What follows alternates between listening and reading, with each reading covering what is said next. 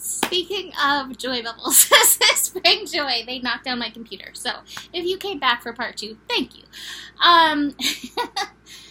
Does this bring joy? Does this bring soul bubbles? Does this nurture me? Remember, the North Node in Cancer is so important in this energy. They even flipped my notebook in that.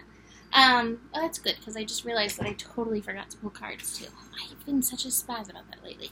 Anyway, the nodes. Should I or shouldn't I? Take that pause. Sometimes that moon in Aries and with this other fire energy, we dive in so fast that we do not take that time to, like, oh yeah, this brings joy kind of thing. This is soul joy. This is real. This is true.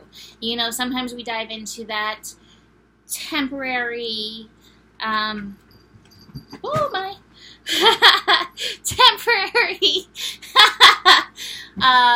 hormonal surge that something gives us. So, breakthrough energy. Does this bring joy? Does this stir love? Also, be aware of the shoulds. You know, all children should have some level of responsibility. Woo! There I am shoulding. I'm shooting all over us. Every child has some level of responsibility, because responsibility is an important thing to teach. But by responsibility, like, is this true for you? Is this right for you? Moon square Saturn. Are you tuning into what is true responsibility for you? What is truly for you? Take the time. Should I or shouldn't I? I like pulling cards in the midst of this. So tune into that responsibility. Give that to your inner child. Like, yes, you can look at these things. You can look at life. You can look at responsibility in another way. Okay, so let's look at these cards. Oh, do I want to say? Yes, I want to say one more thing.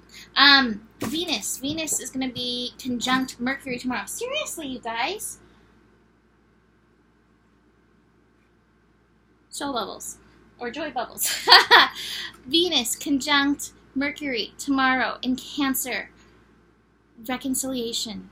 You may, over the next couple days, hear from somebody that you haven't heard from. And I do feel like, especially if we can aim with love, this can be very healing. So, alright, so the first 2 cards that I pulled, the breakthrough and the moment to moment. We are due for some breakthroughs, for sure. But tune in moment to moment. Do not let the fire push you prematurely forward, because there's still some stuff. There's still some inner child suppression, and we don't need to produce more wounds by acting by the wound. Certainly it happens, and when that does, we have to take that responsibility for it. Yes, I did that. But just be aware of that energy under the surface, all those squares later in the day.